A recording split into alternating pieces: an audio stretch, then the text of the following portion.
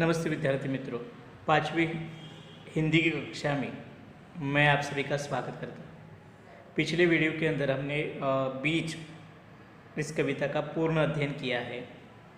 इस वीडियो के अंदर हम बीज के ऊपर होने वाले स्वाध्याय की चर्चा इस वीडियो के अंदर करेंगे।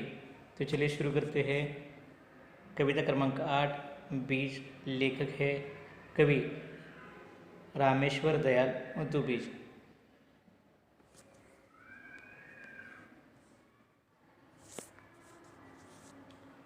तो सबसे पहला सवाल जो है सवाल हम देखने वाले वह है कि निम्नलिखित प्रश्नों के उत्तर एक वाक्य में लिखिए। इसमें पहला जो सवाल है सवाल जो है वह 3 है। यहाँ पर सबसे पहले हम यह सवाल पढ़ेंगे और बाद में इनके उत्तर देखेंगे। तो सबसे पहला सवाल जो है वह बीज कहाँ पड़ा था। बीज जो है वह कहाँ पड़ा था, इसका उत्तर आपको लिखना है। बाद में बकरी के मुंह में पानी आया। अब बकरी के मुंह में पानी क्यों आया, इसका उत्तर आपको एक वाक्य में लिखना है। और अंतिम तीसरा सवाल यहाँ पर है, नदी के किनारे पड़ा बीज कैसा था। वह बीज कैसा था, इसका उत्तर आपको लिखना है। इन सभी प्रश्नों के उत्तर लिखने के लिए आपको कविता का अध्ययन जो है वह अच्छे तरीके से करना आवश्यक है। अब हम इन सवालों के जवाब जो है वह सवालों के जवाब आगे देखने वाले हैं। वह क्या है देखिए। पहला जो सवाल है वो पहला सवाल हमने देखा था कि बीज कहाँ पड़ा था। इसका उत्तर देखिए यहाँ पर। यह उत्तर है इसका कि बीज जो है वह नदी के किनारे पड़ा था। दूसरा हमने सवाल देखा था कि बकरी के मुंह में पानी आया। अब बकरी के मुंह में पानी क्यों आया, तो कोपोल को या कोपोल यानी कि छोटा पौधा कोपोल को देखकर बकरी के मुंह में पानी भर आया। दूसरा सवाल, बकरी के मुंह में पानी आया, तो इसका उत्तर हमें लिखना है वह है कोपोल को देखकर बकरी के मुंह में पानी जो है पानी भर आता है।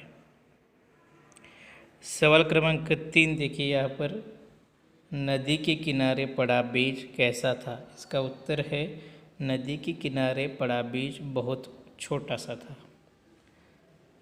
तो आगे हम देखेंगे। अब वह अगला सवाल है यहाँ पर हम देखने वाले वह है, किसने किससे कहा। देखिए यहाँ पर पहला सवाल है इसमें कि रुकी रहो ज़मीन में गड़ने दो, ऐसा किसने किससे कहा, वह लिखना है। अगला सवाल, वह छोटा सा पौधा कहाँ गया, ऐसा किसने किससे कहा, इसका भी उत्तर आपको लिखना है। और अगला 3, अब मैं तुम सब के काम आ सकता हूँ, ऐसा किसने किससे कहा। अब इन तीनों के उत्तर जो है उत्तर हम देखेंगे। अब तो ठीक है, हम अब किसने किससे कहा के उत्तर देखेंगे। यहाँ पर पहला सवाल है, रुकी रहो ज़मीन में गड़ने दो, ऐसा किसने किससे कहा। इसका उत्तर जो है वो उत्तर है बीज ने चिड़िया से कहा। अगला सवाल, वह छोटा सा पौधा कहाँ गया।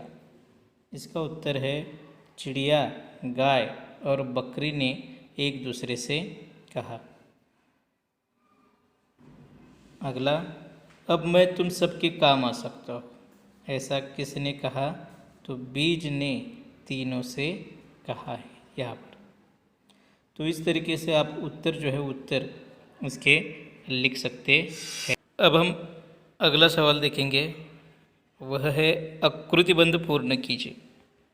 अब आकृतिबंध या आकृति पूर्ण कीजिए, तो इसके उत्तर जो है वो यह सवाल है। और इस सवालों के उत्तर आपको इन जगहों पर लिखने हैं इस सवाल के। तो इस सवाल देखिए कि कविता में आए प्राणियों के नाम। कविता पढ़ते समय आपके ध्यान में आया होगा कि यहाँ पर प्राणियों के नाम जो है नाम आए हैं और उन प्राणियों के नाम आपको यहाँ पर लिखने हैं। अब वो कैसे लिखने हैं वह आगे देखिए। देखिए यहाँ पर सवाल आपका है कि कविता में आए प्राणियों के नाम, तो वह नाम क्या है कि चिड़िया, बकरी और गाय। तो ऐसे इतने ही आपको उत्तर जो है उत्तर संक्षेप में लिखने हैं। अगला आकृतिबंध हम देखते हैं।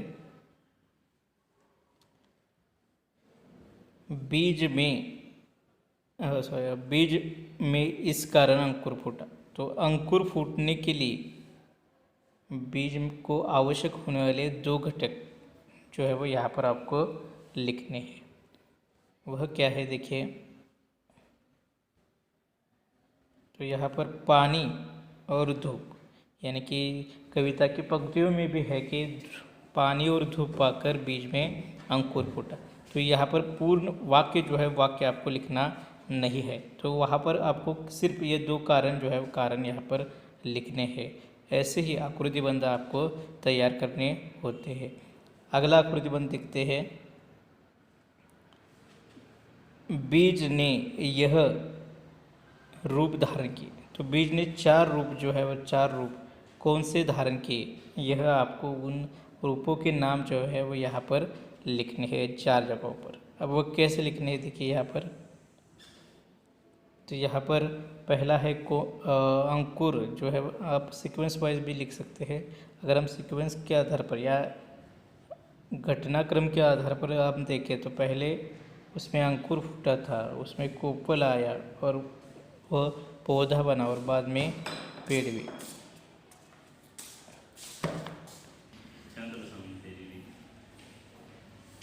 मोरी सर मी सुरू केलं की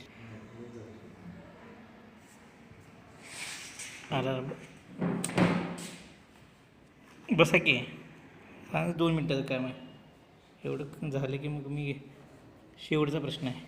बसा, थांबा सुरू करतो का आता।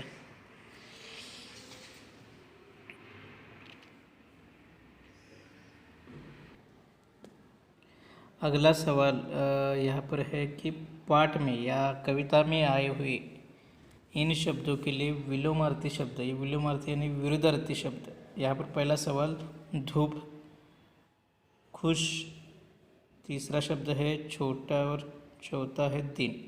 तो इन चारों शब्दों के लिए आपको कविता में से विलोमार्थी यानी कि विरुद्धार्थी शब्द जो है वो शब्द आपको लिखने हैं। यह चारों शब्द जो है वो कविता के, तो इनको आप उत्तर जो है उत्तर इन सब के लिखने हैं। तो उत्तर भी हम देखेंगे आगे। तो यहाँ पर पहला शब्द देखा था हमने धूप, तो धूप शब्द के लिए छाव शब्द इसका विरुद्धार्थी या विलोमार्थी शब्द है। अगला है खुश और इसका उत्तर जो है वो दुख आ सकता है। तीसरा है छोटा और इस छोटा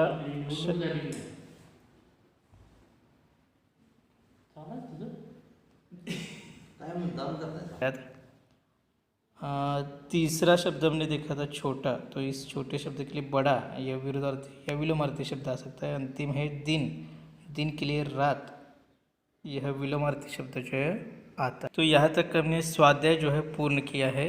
आप इसे अच्छी तरह से अपने काफी में लिख सकते हैं। धन्यवाद।